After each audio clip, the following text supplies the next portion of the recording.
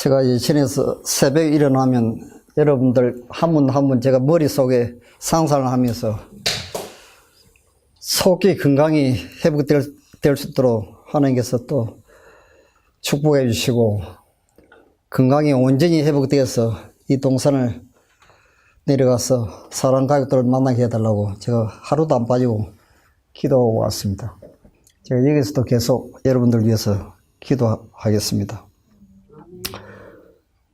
이 시간은 여러분들이 우리 사람을 만나러 온 것이 아니고 예수님 만나러 왔다고 이런 생각을 해 주시오. 우리 인체를 창조하신 분은 하나님이십니다. 우리 예수 그리스도께서 우리의 모든 신체를 직접 창조를 하셨기 때문에 창조하신 분이 어떻게 해야 건강이 가장 빠른 속도로 회복될 수 있는 그 비결을 우리를 만드신 하나님 외에는 아실 분이 없습니다. 그래서 여기에는 그 하나님께서 여러분들을 치료하시는 것입니다. 어떤 이 사람이 치료하는 것도 아니고 여러분들이 이제 오늘 우리가 이 의지가 우리 건강 회복에 얼마나 큰 이제 결정적인 그 도움을 줄 수 있는지 그 이야기를 이 요한복음 5장 1절에서 9절에 나오는 이 베데스다의 이 중풍병자, 이 38년 된 중풍병자 이야기를 통해서 우리 건강이 어떤 방법으로 회복되는지 그 과정을 좀 설명을 드리려고 합니다. 예루살렘에 있는 양문 곁에 베데스다라 하는 못이 있는데 거기 행각 5이 있고 그 안에 많은 병자, 소경, 절뚝발이, 헬기 마른 자들이 누워 물의 동함을 기다리니 거기 38년 된 병자가 있더라 그랬습니다. 여기 여러분 성경에 보시면 이 천사가 가끔 1년에 한 번씩 이렇게 내려와 가지고 전설에 하면 천사가 목욕을 하고 이렇게 하늘로 올라갈 때 이 물이 움직이면서 이렇게 물이 동하는 것을 보고 맨 처음에 우물 속에 이제 들어간 사람은 어떤 병에 걸렸든지 기적적으로 이제 건강이 회복된다는 그 전설이 있었다는 것입니다. 그래서 이 불치의 환자들이 그 행각 주위에 이제 텐트를 치고 잠을 자고 하면서 계속 그냥 일어나서 그 우물만 이제 하루에 몇 번씩 몇십 번씩 우물을 들여다보면서 언제 이 물이 동할까. 이제 마지막 절호의 기회를 이제 기다리고 있는 수많은 사람들이었습니다. 그런데 이날은 안식일인데 원래는 유대인들이 안식일날은 환자도 병자도 고치면 안 되고 일도 해서는 안 되는데 예수님이 그날 이제 교회 예배 드리기 위해서 이제 성전으로 가시다가 지금 이 우물가에 누워 있는 그 수많은 환자들 가운데 가장 불쌍하고 비참한 바로 며칠이면 죽을 것 같은 너무너무 비참한 한 중풍병자를 보게 되었습니다.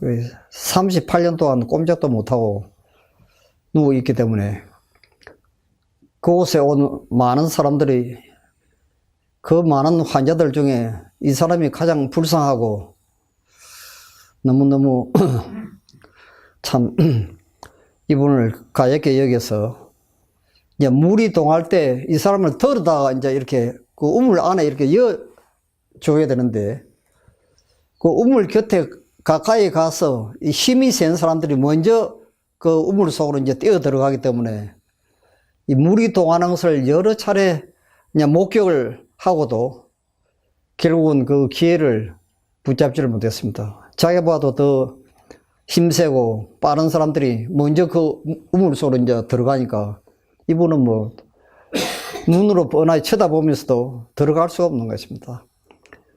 그래서 실망을 하고 또 실망을 하고 실망을 하다가 이제는 뭐 희망도 다 없어지고 죽을 날만 이제 기다리고 있었는데, 그러나 예수님께서 이제 지나가시다가 그 장면을 보시고 여기 6절에 그 말씀을 하십니다. 예수께서 그 누운 것을 보시고 병이 벌써 오랜 줄 아시고 이르시되 네가 낫고자 하느냐 그랬습니다. 자, 병자가 대답하되 주여 물이 동할 때 나를 못에 넣어줄 사람이 없어 내가 가는 동안에 다른 사람이 먼저 내려가나이다 그랬죠. 네가 낫고자 하느냐 이렇게 이제 질문을 하니까 이 병자가 내가 저 우물 속에 물 속에 들어가야 내 병이 낫지 나를 좀 당신이 좀 나를 좀 들어다가 이제 물 속에 이어달라 이제 그런 뜻으로 지금 이 병자가 지금 이야기를 했습니다. 자, 그 8절에 보시면요. 예수께서 가라사대 일어나 네 자리를 들고 걸어가라 하시니 그 사람이 곧 나와서 자리를 들고 걸어가니라. 그렇습니다. 인나는 안식일이니. 자, 여러분 여기에서 이 장면을 좀 가만히 상상을 좀 해보십시오.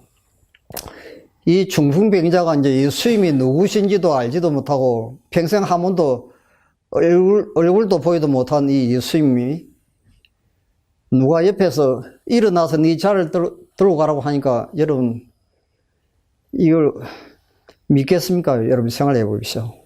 그런데 그 사람이 자리를 들고 일어서라고 하니까 벌떡 일어섰습니다. 그 순간에 이제 병이 완전히 다 없어졌어요. 그 사람이 곧 나와서 자리를 들고 걸어가니라 그랬습니다. 자, 오늘 이 장면을 통해서 우리 그 유전자가 우리 건강이 어떤 과정을 통해서 하나님의 방법으로 치유가 되는지 굉장히 중요한 교훈을 또 기별을 이 본문에서 지금 주고 있습니다. 자, 여기 이제 이 말씀 주석한 내용을 좀 보시면요. 예수님께서는 그 중풍병자에게 하나님의 도움에 대한 아무런 보증도 주지 않으셨다. 그 사람은 주님, 만일 당신이 나를 고쳐주신다면 그 다음에 내가 당신의 말씀을 순종하겠습니다. 그렇게 말할 수 있었다. 그 사람은 의심을 품음으로써 고침을 받을 수 있는 유일한 기회를 놓칠 수도 있었다. 그러나 그렇게 하지 않았다. 그는 그리스도의 말씀을 믿고 자기가 고침을 받았다는 것을 믿었다. 그는 즉시 노력을 하였고 하나님께서는 그에게 힘을 주셨다. 그가 걸어가고자 이 작정하다는 말이 이제 걸어가려고 이제 결심을 한 것이죠. 그때 이제 기적이 일어났습니다. 이제 곧 걷게 되었다. 그리스도의 말씀대로 움직일 때 그는 낫게 되었다. 그랬습니다. 자, 이것이 이제 창조의 능력입니다. 그래서 여러분들이 이걸 잘 보시면요. 그래서 여러분들이 이 식사를 하실 때도 그 예수님을 머리 가운데 생각을 하시면서 이렇게 식사를 하시면 훨씬 더 빨리 건강이 회복됩니다. 왜냐하면 예수님은 하늘에서 내려온 산 떡이기 때문에 그렇습니다. 우리가 이 음식은 예수 그리스도를 상징하는 것입니다. 그래서 우리가 식사를 할 때도 예수님을 생각하시고 또 물을 마실 때도 나는 이 야곱의 우물가에 찾아온 사마리아 여인한테 영원한 생명수라고 이야기를 했습니다. 우리 물을 마실 때는 또 영원한 생명수 대신은 또 예수님을 생각하시면서 여러분들이 또 물을 마시시고 또 이 신선한 공기를 이렇게 호흡을 하실 때는 이거는 이 산소는 성령을 또 상징합니다. 이것도 예수님의 영이죠. 그래서 우리가 온종일 이 천지계 속에서 여러분들이 이제 산보하시고 하여튼 명상하실 때마다 이 예수님을 머리 가운데 생각을 하시면 예수님이 우리 마음 속에 거하십니다. 그럼 그 예수님이 우리의 병든 유전자를 완전히 굉장히 빠른 속도로 이제 치료하도록 좀 되어 있습니다. 그래서 여러분들이 여기 지금 오실 때도 예수님을 만나기 위해서 내가 여기에 왔다. 이제 그런 생각을 하셔야 됩니다. 그래서 저도 될 수 있으면 그 하나님의 말씀 외에는 저 사람의 말은 저는 거의 안 하려고 애를 많이 쓰고 있습니다. 이 하나님의 말씀이 우리를 치료하시고 이 말씀이 우리를 축복하시는 것입니다. 자, 그래서 저는 이 중풍병자 이야기를 이렇게 쭉 상상을 하면서요. 이 사람이 어떻게 예수님에 대해서 한 번도 들어보지도 못하고 보지도 못했는데 그 38년 동안 중풍병자로 걷지도 못하고 불치병으로 있던 사람이 어떻게 예수님이 말 한마디 하니까 즉시 이렇게 일어나겠다고 결심을 했는가. 그걸 좀 제가 알고 싶었습니다. 그래서 제가 이 수많은 그 주석들 말씀 가운데 굉장히 중요한 한 본문을 제가 이제 발견한 것이 이 장면입니다. 지금 보시면요. 자, 여기 보시면 사랑과 능력이 그분이 계신 곳에서 풍겨 나오는 것 같다. 이 말씀이 나오죠. 그러니까 말하자면 이 예수님이라는 사람이 누군지도 모르고 한 번도 보기도 못했는데도 불구하고 그 사람 얼굴과 표정에서 무언가 다른 사람하고 완전히 다른 이 하나님 같은 그 무한한 사랑과 동정과 긍휼이 여기는 그 하나님의 아름다운 품성이 그 예수님의 모습 속에서 이렇게 반사되어서 나왔다는 것입니다. 자, 여기에서 이제 이분이, 이 사람은 사람이 아니고 보통 사람이 아니고 이 사람 말씀대로 내가 순종을 하면 무언가 지금 축복을 받고 기적이 일어나겠다 하는 그것을 직감적으로 이제 그걸 깨닫게 된 것입니다. 이것도 제가 보기에는 이 중풍병자가 그런 생각을 한 것이 아니고 이런 생각을 할 수 있도록 도와주신 성령께서 그렇게 하셨다고 저는 확신을 하게 되었습니다. 자, 전에 제가 인생을 위한 하나님의 계획표에 대해서 한번 설교한 적이 있죠. 이거 굉장히 중요한 것입니다. 말하자면 하나님께서는 예를 들면 이런 것입니다. 우리 가정에 자녀들이 있습니다. 그 자녀들이 얼마나 사랑스럽고 귀엽고 이 온 우주에서 내 자녀처럼 더 아름다고 사랑스러운 자녀가 없는 것처럼 보입니다. 그런데 부모는 그 자녀가 행복하게 살기를 원하죠. 그렇지 않습니까요? 부모치고 자기 자녀가 잘 되기를 원하지 불행하게 살기를 누가 원하겠습니까? 보면. 그와 마찬가지로 이 지구에 있는 모든 한 분 한 분, 이 지구에 여러 수십억이 지금 살고 있지만도 그 한 분 한 분은 전부 다 우리 육신의 자녀가 아니고 사실은 엄밀하게 따지면 이건 하나님의 자녀인 것입니다. 여러분도 하나님의 자녀입니다. 사실은요. 내 부모가 계시지만도 실제로 따져보면 하나님이 여러분들이 친아들이 되고 친딸이 되는 것입니다. 그러니까 내 딸과 내 아들이 병이 들었으면 부모보다도 더 나를 사랑하시는 그 하나님이 더 애가 타고 더 빨리 치료해 주시길 원하죠. 그 저번에 시편 27편 10절에도 그 말씀이 있죠. 내 부모는 나를 버렸으나 여호와는 나를 버리지 아니할 것이라. 또 이사야 49장 15절에도 여인이 어찌 저 묻는 자식을 잊겠으며 자기 태에서 난 아들을 긍휼히 여기지 않겠느냐. 그들은 혹시 열지라도 나는 너를 잊지 아니할 것이라. 그러니까 이 부모님의 마음은 아픈 자녀가 있으면 빨리 건강이 회복되기를 원하는 것이 부모의 심정인데 하나님은 내 부모보다도 더 간절하게 더 가슴 아프게 내 사랑하는 자녀가 빨리 건강히 회복되기를 너무너무 간절히 원하신다는 것입니다. 그래서 하나님은 우리에게 가장 좋은 것만 주시는 것을 믿는 것을 우리는 믿음이라고 합니다. 그래서 이 순간에도요, 예수님께서는 여러분들을 너무너무 사랑하시고 내 유전자를 가장 빠른 속도로 성령의 능력을 통해서 이제 치료하시고 회복시켜 주시기를 간절히 바라고 계십니다. 그래 지금 오늘 이제 여러분들이 요 보시면 하나님의 사랑과 능력이 그분이 계시는 곳에서 이렇게 풍겨 나갔다고 했습니다. 그래서 이 안전뱅이가 이 사람은 거짓말을 할 사람이 아니구나 하는 걸 금방 직감적으로 느끼고 그 말씀에 그대로 이제 순종을 하게 된 것이죠. 자, 여기 보시면 이제 이런 말씀이 있습니다. 그리스도께서 도움을 얻고자 온 수많은 사람들은 그들 스스로 질병을 자청한 사람들이었다. 사실 우리가 태어나면서 지금까지 우리가 건강법칙을 어디 배워서 나옵니까? 우리 전혀 알지도 못하죠. 저도 대학 3학년 때 제가 처음으로 제가 서울에서 하숙하던 집 주인이 하필이면 많은 기독교 가운데 제칠 안실 예수 재림 교인이었습니다. 그래서 전도했던 그 많은 학생들 가운데 하필이면 저보고 좀 전도에도 좀 참석해 달라고 그래서 제가 죽은 사람 소원도 들어주는데 산 사람 소원도 한번 들어줘야 되겠다. 그렇게 해가지고 제가 교회 가서 그때 제가 처음으로 이 말씀을 듣고 제가 하나님의 사랑에 대한 이야기도 듣고 사람이 죽으면 또 부활이 있다는 아주 놀라운 기분을 듣고 제가 인생에 참 결정적인 하나의 전환점을 이제 그때 이루게 되었습니다. 그때 지금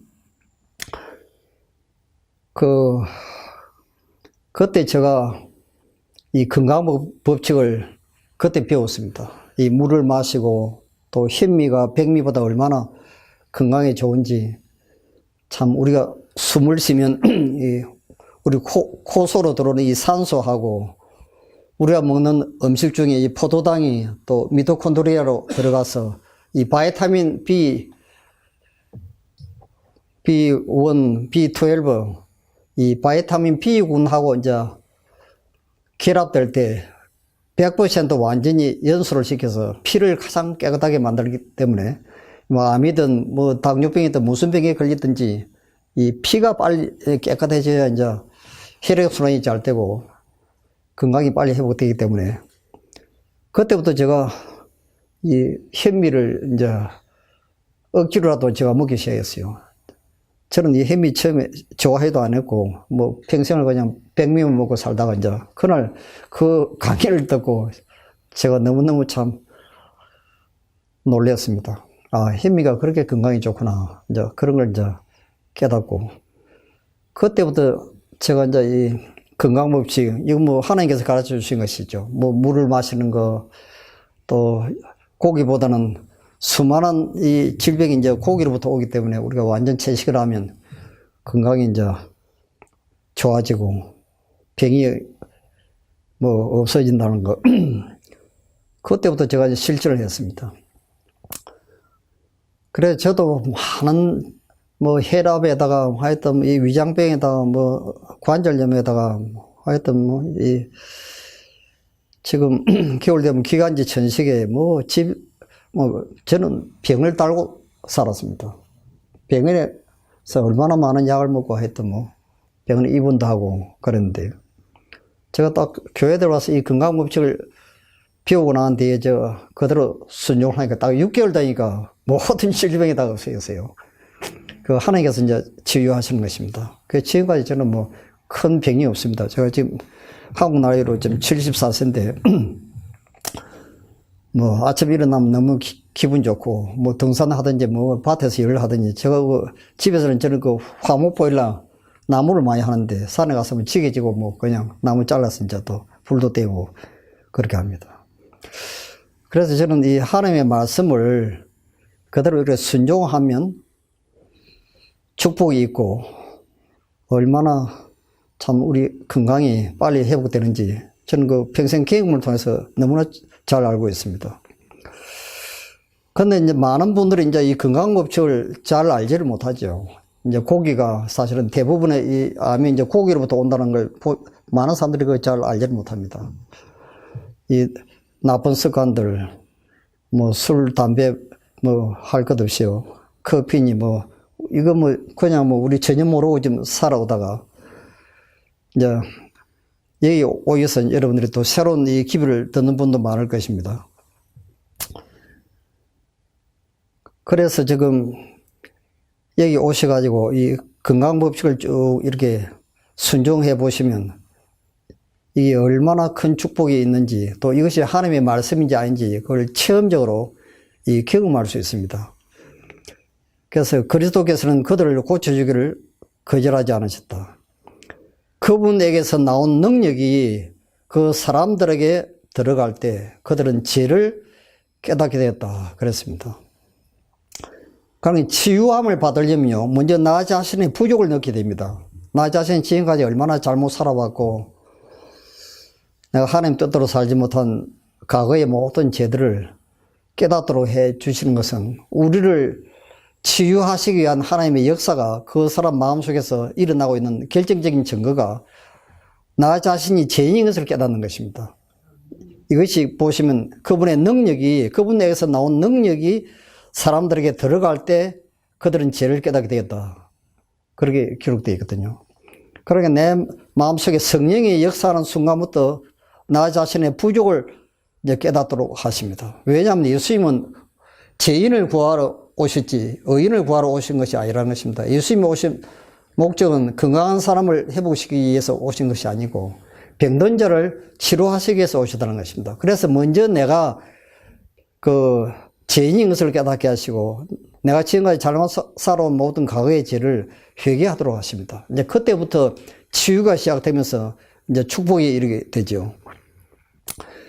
그래서 이 부족을 느끼는 것은 이 하나님의 사랑을 깨달을 때만이 이것이 가능하다고 되어 있습니다. 자, 여기 이제 또 한 본문을 보시면 이런 말씀이 있죠. 사단은 하나님의 인자하심이 인간을 회개에 이르게 한다는 사실을 너무도 잘 알고 있기 때문에 멸망받을 인류를 구원하기 위하여 당신의 독생자를 주시기까지 된 하나님의 사랑을 사람이 깨닫지 못하도록 이제 계속 방해를 좀 하고 있는 것입니다.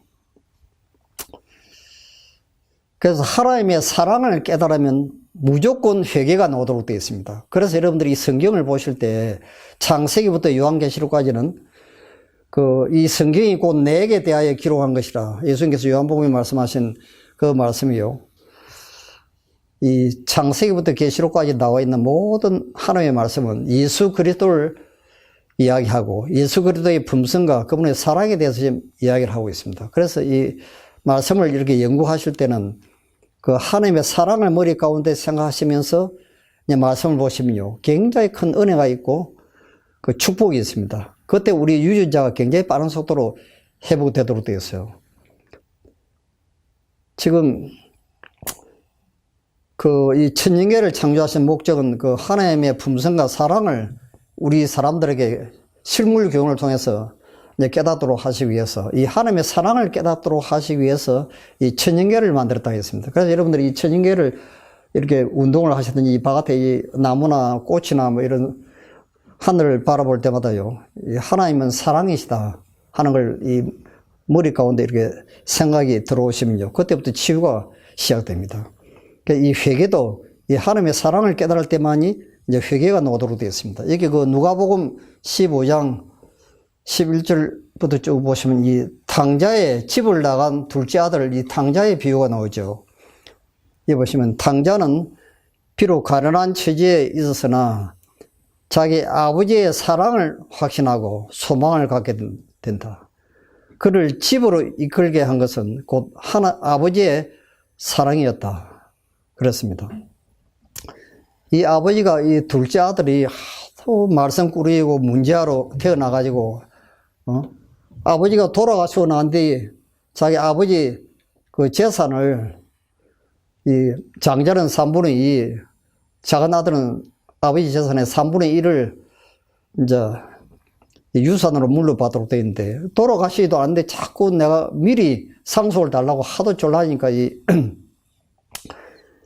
이 아버지가 못 견뎌가지고 결국은 미리 이제 현금으로 이 아들에게 재산을 상속을 해 줬습니다. 그랬더니 이 아들이 그냥 이 바깥에 나가서 나쁜 친구들과 사귀고 기생들과 그냥 춤추고 술 마시고 놀고 하면서 그 많은 재산을 다 없애버리고 나중에는 오도 갈 데 없으니까 이제 어떤 부잣집에 돼지 치는 머슴으로 이제 들어가가지고 고생하다가 이제 자기 아버지 생각이 나왔습니다. 그 아버지가 이제 이 작은 아들이 집을 나갈 때 네가 고생하다가 오도 갈 데 없으면 내가 항상 널 받아줄 테니까 내가 밤낮으로 내가 대문을 열어놓고 있을 테니까 내가 너 집으로 돌아오너라.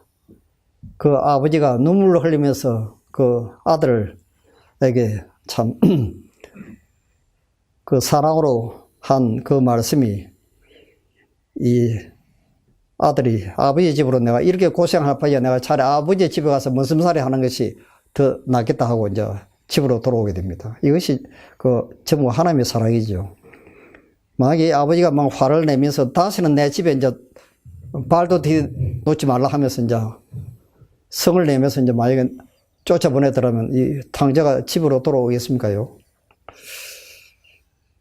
그와 같이 이 하늘 아버지께서는 우리가 지금까지 과거에 아무리 나쁜 삶을 살고 하나님 뜻대로 살지 못하고 뭐 말할 수 없이 많은 죄를 지었다 할지라도 이 하나님의 사랑은 끝이 없습니다. 무조건 용서하시고 다 받아주시고 자기 아들로 또 영원히 하늘에서 영원히 살게 되기를 마음에 간절히 이제 사모한 것이 그 하나님의 사랑이고 그분의 본심이죠. 그래서 하나님의 인자하심이 너를 인도하여 회개케 하신다는 그 로마서 2장 4절에 있는 말씀이 이것입니다. 그 하나님의 인자하심이 하나님의 사랑이죠. 그래서 우리가 하나님의 사랑을 깨달으면 회개가 나오도록 되어 있습니다. 저절로 회개가 나옵니다. 그래서 여러분들은 그 기도하실 때 그 하나님의 사랑을 좀 깊이 깨닫게 달라고 기도할 필요가 있습니다. 자, 여기도 보시면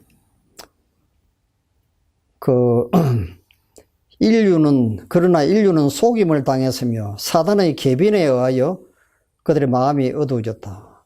사람들은 하나님의 사랑의 높이와 깊이를 알지 못했다. 인간에게는 하나님의 사랑을 알 수 있는 희망이 있었다. 하나님의 품성을 바라보므로 인류는 다시 하나님께로 돌아갈 수가 있었다. 그 하늘에서 반역을 일으킨 가장 높은 천사 루스벨이 하늘에서 반역을 일으켜서 자기 부하들 3분의 1을 끌고 이 지구로 내려왔습니다. 하늘에서 일어난 전쟁이 그 요한계시록 12장 1절에 보시면 그 용이 3분의 1을 끌어다가 땅에 던지더라 하는 말씀이 기록되어 있죠. 이 루스벨은 하나님의 보좌 바로 다음에 자리를 차지하고 있었고 그룹 천사로 천사들 중에서도 가장 높은 천사였습니다. 하나님의 품성과 하나님의 사랑에 대해서 너무너무 잘 알고 있었는데도 불구하고 하늘에서 반역을 일으켰습니다. 그런데 우리 처음 창조함을 받은 에덴 동산에 있던 그 아담과 하와는 이 하나님의 사랑과 하나님의 품성에 대해서 잘 알지를 못했습니다. 왜냐하면 창조함을 받은 지 얼마 되지 않았기 때문에요. 그래서 죄로 인해서 비록 선악을 따먹고 타락을 했지만도 또 한 번 구원을 받을 수 있는 기회를 주시기로 하늘 회의에서 그 결정을 이제 하셨는데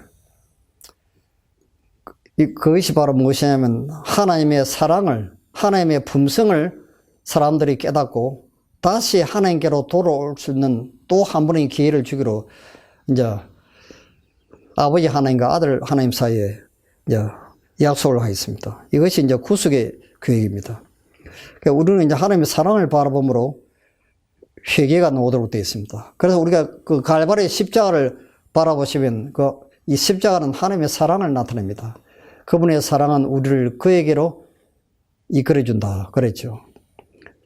이 십자가를 바라보므로 자애생적인 하나님의 사랑을 이제 명상하고 바라보므로 우리 품성은 회개가 나오도록 되어 있고 또 회개를 하면 우리는 또 거듭남의 체험을 또 하게 되는 것입니다.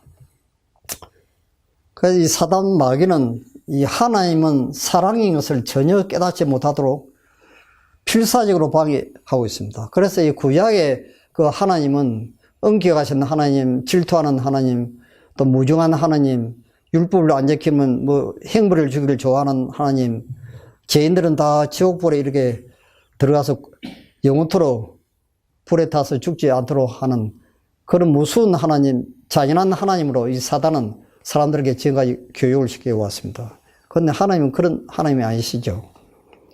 그래서 이 사단은 자꾸 하나님을 무서운 하나님, 두려운 하나님으로 자꾸 소개를 합니다. 그런데 사실은 이 성경에 나오는 이 하나님은 그거하고는 정반대죠. 그래서 우리가 하나님의 사랑을 깨달으면 무조건 십자가 밑으로 이끌려가서 회개가 저질러 오도록 되어 있고, 그 회개를 통해서 우리가 거듭나고 이제 구원을 받도록 되겠습니다. 그래서 여기 보시면 우리들이 그분의 영광의 여광까지라도 받게 되면 우리들이 그에게 이끌려가기 때문이다. 그랬습니다. 여러분, 여광이 무엇입니까요?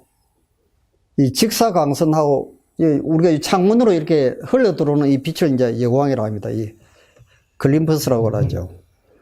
그러니까 무조건 우리가 하나님의 사랑을 깨달으면 무조건 변화가 일어나도록 되겠습니다. 회개가 나오도록 되겠어요. 그래서 우리가 날 머리 가운데는 이 하나님의 사랑에 대해서 많이 명상하시고 기도하시기 바랍니다. 자, 여기 보시면 모든 신경과 근육이 새로운 생명으로 약동하고 불구가 되었던 그의 사지는 건강하게 움직인다. 그 사람은 제 발로 일어서서 하나님을 찬양하며 다시 찾은 힘을 기뻐하면서 든든하고 거리낌 없는 발걸음으로 걸어간다. 자, 하여튼 이 예수님의 말씀에 순종하자마자 이제 기적이 일어났습니다. 구주께서는 당신의 피로 산 사람들을 구워보시며 말할 수 없는 친절과 긍휼로서 네가 낫고자 하느냐. 지금 이 순간에도 예수님께서 여러분 한 분 한 분을 향해서 네가 정말로 낫고자 하느냐고 지금 말씀하고 계시는 것입니다. 그분께서는 그대에게 건전하고 평안스러운 마음으로 일어서라고 명령을 하신다. 그대가 완전히 나았다고 느껴질 때까지 기다리지 말라. 구주의 말씀을 믿으라. 그대의 의지를 그리스도 편에 두라. 그분을 섬기고자 뜻을 세우고 그분의 말씀대로 행동할 때 그대는 힘을 얻을 것이다. 자, 우리의 의지를 그리스도의 편에 둔다는 뜻이 이 무슨 말씀인지 여러분 이해가 좀 되십니까요?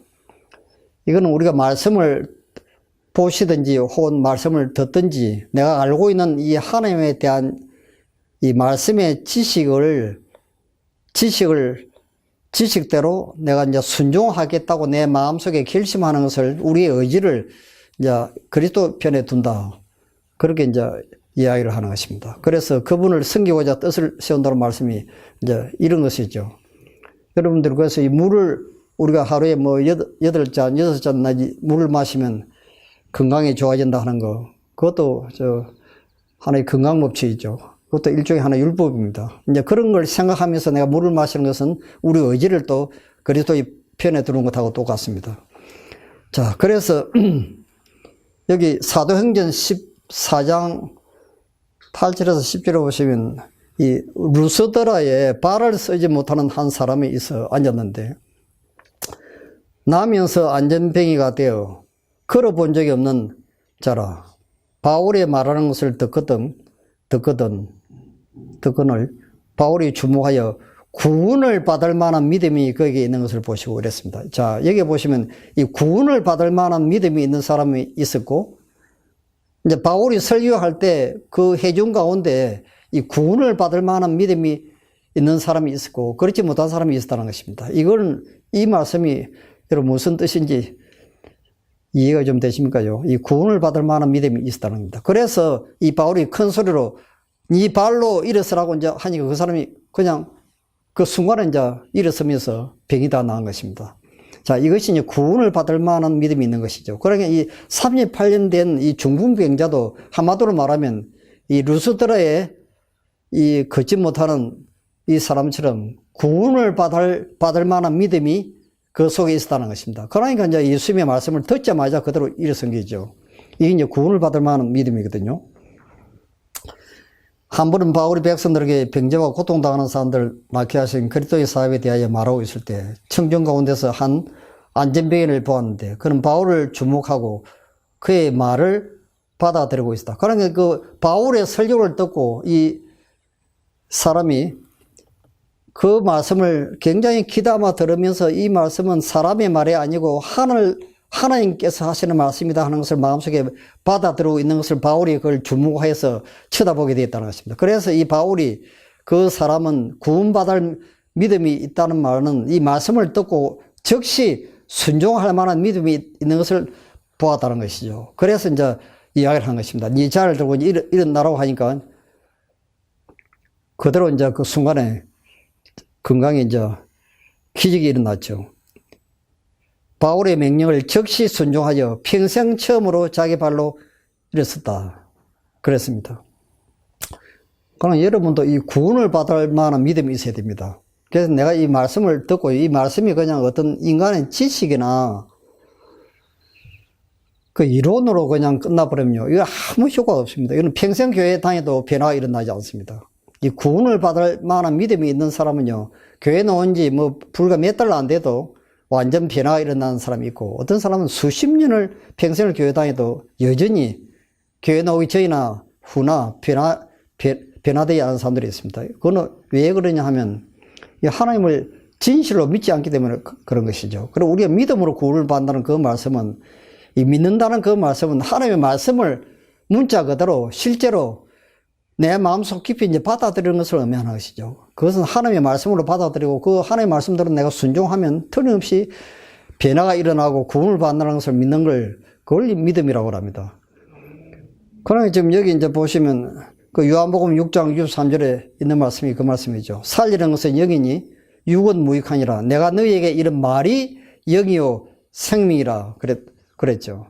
그러니까 이 하나님의 말씀이 생명인 것입니다. 그래서 이 하나님의 말씀을 내가 받아들이고 그 말씀대로 내가 순종할 생각이 있으면 그건 이제 구원받을 만한 믿음이 있는 것이죠. 그런데 어떤 분들은 이 말씀만 듣기만 들었지 전혀 순종을 안 하는 사람들이 있습니다. 이거는 구원받을 만한 믿음이 아니죠. 여러분 가만히 잘 생각해 보십시오. 네가 낫고자 하느냐 예수님이 질문을 하십니다.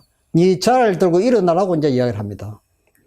근데 그 38년 된 죽은 병자가 만약에 당신이 나를 먼저 고쳐주면 내가 순종하겠습니다. 그렇게 한 게 아니고 일어나라고 이야기를 하니까 그대로 순종해서 일어나자마자 기적이 일어났죠. 그러니까 지금 우리도 똑같은 방법으로 이제 변화가 이제 일어나는 것입니다. 이 그리스도의 영에 그의 마음을 여는 자는 그의 육체를 무덤으로부터 부활시킨 전지전능하신 능력에 참여하는 자가 된다. 그랬습니다. 그래서 70인들이 그리스도의 말씀을 들었을 때 성령께서는 살아있는 실체로서 그들의 마음에 감화를 끼치면서 그 영혼의 육비의 진리를 기록하고 계시다. 그러니까 이 하나님의 말씀을 귀담아 깊이 들을 때 이 성령께서 우리 육비의 율법을 기록하신다는 것입니다. 그 율법이 기록된 사람이 이제 구원을 받고 이제 건강도 회복이 되는 것이죠. 그래서 이제 우리가 이제 한 가지 예를 들면 이제 이런 것입니다. 그 여호수아 3장 14절에 보시면 이 법궤를 맨 제사장들이 그 십계명에 들어있는 그 법궤를 맨 제사장들이 요단강 물이 막 철철 흘러 넘치는데 하나님의 명령을 따라서 그 법궤를 메고 제일 백성들 앞장을 서가지고 그 물속으로 지금 딱 들어갑니다. 발이 물에 딱 닿는 순간에 바다가 갈라집니다. 그래서 이 법궤를 메고 지금 그 육지로 된 그 길로 지금 이렇게 걸어가는 장면이 나오죠. 이거는 옛날 그 모세가 홍해 바다를 가는 것하고 똑같은 사건입니다. 또 한 가지 이제 예를 들면요. 이 시리아의 그 문둥병자 나만 장군이 불치의 병에 걸려가지고 그 집에 포로로 잡혀왔던 어떤 꼬마 소녀가 우리 나라에 가면 선지자가 한 분 계시는데 그 선지자 말만 들으면 당신 같은 불치의 병도 고침을 받을 수 있다고 그 이 나만 장군 그 부인한테 이 소녀가 이야기를 했습니다. 그랬더니 그 부인이 자기 남편한테 이야기했어요. 그 우리 집에 지금 계집종으로 지금 포로로 잡혀온 소녀가 자기 나라에 아주 유명한 선지자, 그 당시에 선지자가 이제 엘리사라고 하는 선지자가 있는데 그 선지자는 무슨 말씀을 하시든지 다 그대로 이제 이루어질 수 있고 병도 다 고칠 고칠 수 있다고. 그렇게 해가지고 이제 그 이야기를 두고 자기 부하들을 데리고 엄청난 선물, 값진 선물을 이제 잔뜩 싣고, 마차에다 싣고 이제 그 엘리사 선지자를 만나기 위해서 찾아갔습니다. 그랬더니 그 엘리사 선지자 그 종이 이제 마종을 나와가지고 우리 선생님이 저 요단강에 가서 그 목욕을 7번 하면 그 문둥병이 다 나가니까 시키는 대로 당신이 그 지금 요단강에 가서 목욕을 하시라고 그렇게 이제 이야기를 했어요. 그랬더니 나만 장군이 막 화가 머리 끝까지 났습니다. 자기는 그 선지자가 자기 앞에 나타나가지고 인사를 하면서 자기 머리에 이렇게 안수 기도를 하면서 병이 낫도록 이렇게 기도해 줄 알았더니 뭐 자기 앞에 선지자는 나타나지도 않고 자기 집에서 일하는 그 종이 와가지고 이제 자기가 한 말을 전하라고 이제 하는 것입니다. 그러니까 이 남한 장군이 얼마나 자존심이 이제 상하고 기분이 나빴겠습니까? 자, 이 장면에서 여러분들이 이제 한 가지 이제 배워야 될 한 굉장히 중요한 교훈이 있습니다. 이거는 바로 뭐냐면요.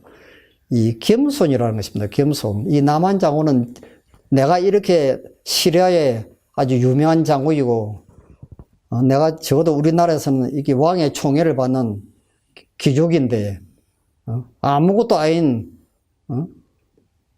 그 선지자라고 하는 사람이 자기한테 나와가지고 인사도 안 하고, 거기다가 하인까지 종을 시켜가지고 나한테 이렇게 심부름처럼 이렇게, 무슨 뭐 요단강 물보다도 우리나라에 가면 이 요단강 물보다 훨씬 더 깨끗하고 좋은 물이 얼마나 많은데 이 더러운 물에다가 이제, 목욕하라고 하느냐고.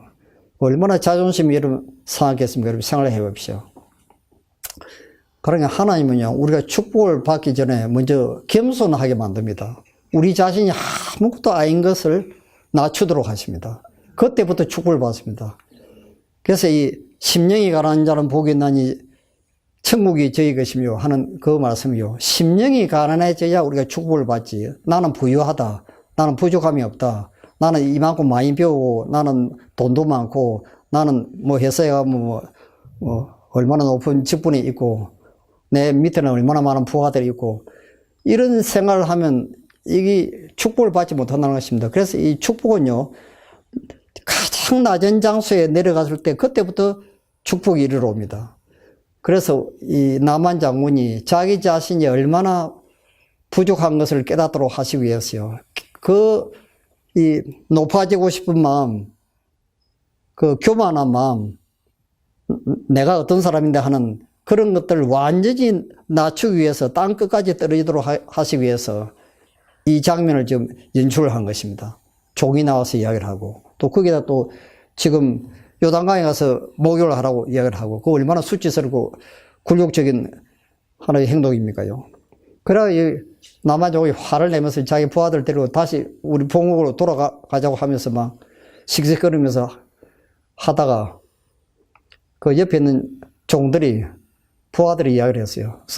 장군님, 여기까지 왔는데 뭐 안 되면 본전이지. 시키는 대로 한번 해보고 갑시다. 뭐 옆에서 하도 그 종들이 이제 근하고 이제 사정을 하니까 그래 못 이긴 채 하고 그 요단강을 내려갔습니다. 그런데 이제 이상한 건 뭐냐면 한 번 내려가고 두 번 내려가고 이제 7번을 목욕을 하라 했는데 한 4번, 5번 정도 하면 한 절반 정도는 이렇게 문둥병이 없을 줄 알았는데 그대로 있는 것입니다. 여러분 생각해요. 그래서 나중에는 또 한 6번까지 딱 들어갔어요. 그런데도 문둥병이 뭐 100분의 1도 전혀 표가 없는 것입니다.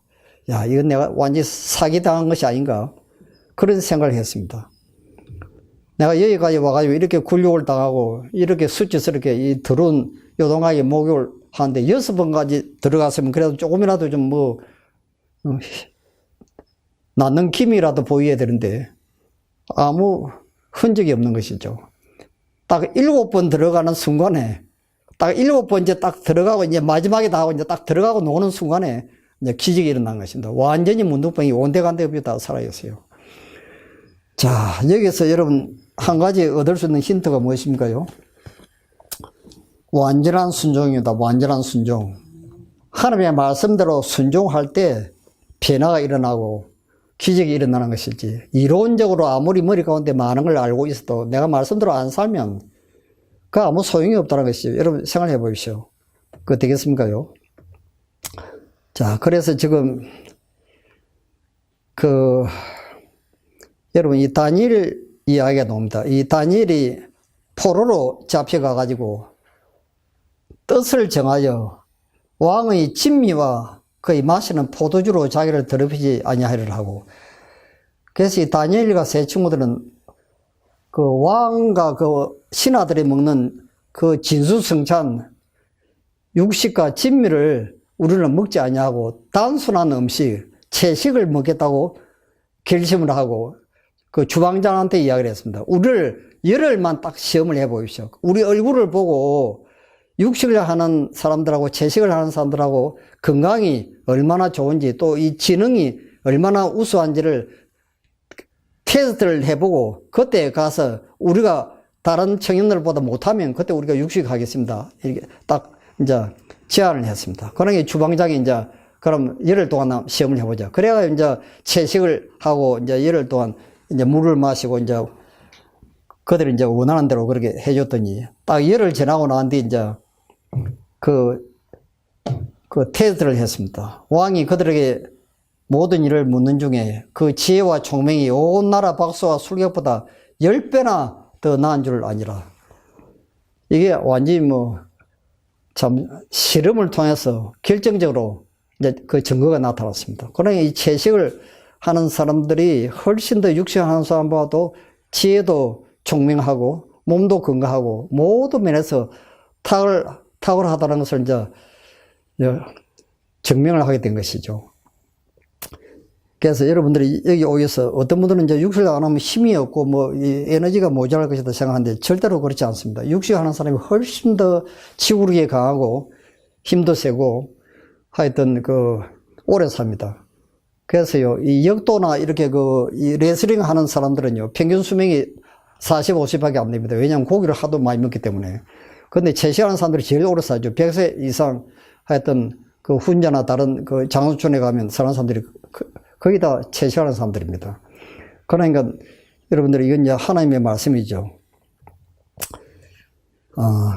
그래서 지금 요 장면을 보고 제가 마치겠습니다. 여기 이런 이야기가 있습니다. 제2차 대전 당시에 네덜란드의 코리텐분 여사 집에 유대인을 숨겨준 죄로 가족들이 모두 독일군에게 체포되어 강제 수용소에 갇혔습니다.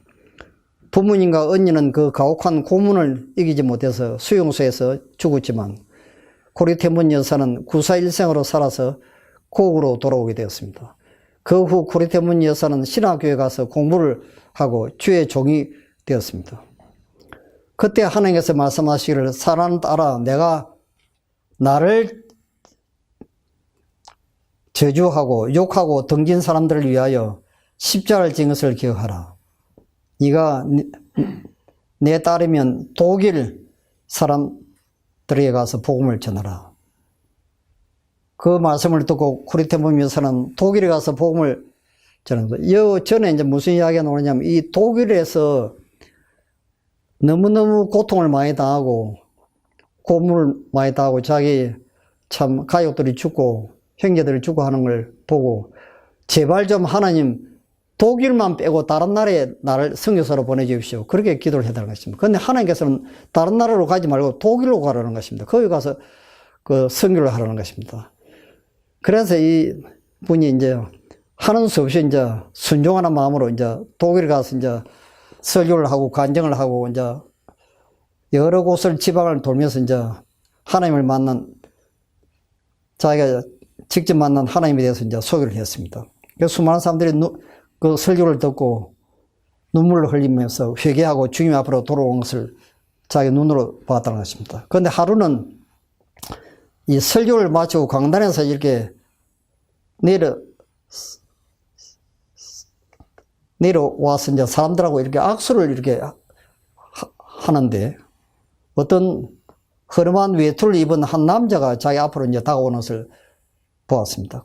이 여사는 심장이 멎고 온몸에 피가 거꾸로 흐르는 것 같았습니다. 그랬습니다. 왜냐하면 그는 강제 수용소에서 자기에게 무시무시한 고통을 가한 악명 높은 강제 수용소 감독이었기 때문입니다. 그러니까 완전 원수를 만난 것입니다. 그 순간 내 심장은 얼어붙는 것 같았다. 난 한마디로 하나님, 저 인간만은 용서할 수가 없습니다. 라고 말했다. 이것이 코리 여사의 마음이었습니다. 그러나 용서와 사랑을 외치고 있던 이 코리 여사의 앞을 향해서 자기에게 결정적인 피해를 입혔던, 쳐주이고 싶었던 그가 한 걸음 한 걸음 다가옵니다. 하나님은 계속 이 코리 여사의 마음속에 이렇게 말씀하고 있었다고 합니다. 코리야, 용서하거라. 못해요. 이렇게 내치기는 싸움을 하고 있는 동안에 그 원수 같은 사람은 벌써 코리 여사의 눈앞에까지 왔습니다. 그런데 그 순간 코리 여사의 마음속에 번개같이 스치는 생각이 하나 있었다고 합니다. 그것은 하나님의 음성이었습니다. 십자가에서 나를 못 박고 죽이고 침뱉으며 채찍으로 때리고 조롱하며 가시관을 씌워서 나를 괴롭히는 사람들을 내가 용서하지 않았느냐. 너도 용서해 주어라. 나는 네가 저 사람을 용서할 수 있느냐 없느냐를 묻는 것이 아니라 용서하겠느냐 안 하겠느냐를 묻고 있는 것이다. 용서하라는 것은 나의 명령이며 내 명령 앞에 순종하겠느냐 안 하겠느냐. 코리 여사는 자기 일기장에 이렇게 기록을 합니다. 나는 그때 그 사람을 용서해 주고 싶은 마음이 조금도 없었지만 용서해야만 한다는 주님의 명령이 내 마음속에 깨달아지는 순간에 하나님 명령이라면 할 수가 없죠. 할 수 없죠. 그러면 용서해야죠 라고 생각했다. 그래서 나는 용서하고자 하는 마음과 느낌이 없이 다만 하나님의 명령에 순종하기 위해서 손을 내밀었다. 그런데 이상한 일은 내가 하나님의 명령에 순종하여 손을 내밀어 그를 안는 순간 주께서 내 마음속에 그를 진심으로 용서할 수 있는 마음을 부어주셨다는 것이다. 그러면서 코리 여사는 일기장의 마지막에 이렇게 인상 깊은 글을 썼습니다. 명령을 순종할 수 있는 능력은 성령에 의지한 순종을 통해서만 가능하다. 우리는 사랑을 할 수 없다고 말합니다. 우리는 용서할 수 없다고 말합니다. 그러나 참으로 하나님의 명령이 순종하여 사랑하고 용서하기로 결심하면 주님은 우리에게 사랑할 수 있는 능력과 용서를 할 수 있는 능력을 성령을 통해서 주신다는 것입니다. 자, 이것이 이제 결론입니다. 자, 여기서 여러분들이 한 가지 이제 아셔야 될 것은 이 하나님의 사랑은 원수까지 사랑하라는 것입니다. 나를 미워하는 사람까지 사랑하는 것이 이제 아가페 사랑입니다. 그래서 이것은 하나님의 뜻이고 하나님의 명령이고 하나님의 품성입니다. 그래서 우리가 이런 마음을 내 마음에는 도무지 그렇게 할 수가 없는데 내 본성은 그게 되지가 않는데 하나님께서 그렇게 하라고 했으니까 내가 그 말씀에 순종해서 내가 행동에 옮기는 순간에 이제 기적이 일어나는 것이죠. 바로 이것입니다. 아시겠습니까? 그러니까 우리도 혹시 내 마음속에 내가 미워하는 사람이 있는지 없는지 그런 사람을 잘 이렇게 생각을 해 보십시오. 우리 가족 가운데 또 우리 교회 또 우리 직장 또 우리 이웃 가운데 혹시 내 마음속에 용서하지 못할 사람이 있는지 여러분 생각을 해 보시고 그 사람도 우리가 용서를 해 줄 때 그것은 하나님의 사랑이기 때문에 하나님께서 이제 용서할 수 있는 마음도 우리에게 주시고 우리의 죄도 용서해 주시고 우리 유전자도 완전히 정사로 그 회복을 시켜 주십니다. 그래서 이 우리를 치료하시는 것은 에로스 사랑이 아니고 그 아가베 사랑입니다. 이걸 잊어버리시면 안 됩니다. 이 아가베 사랑은요 아무리 상대방이 잘못해도 나는 그 사람을 무조건 용서해 주는 것을 우리는 아가베를 하고 이 에로스는 조건적인 사랑입니다. 상대방이 나한테 잘해줘야 나도 잘해주지. 상대방이 나한테 잘못하는데 내가 무엇 때문에 그 사람을 에게 잘해줄 필요가 있는가. 그거는 에로스지요.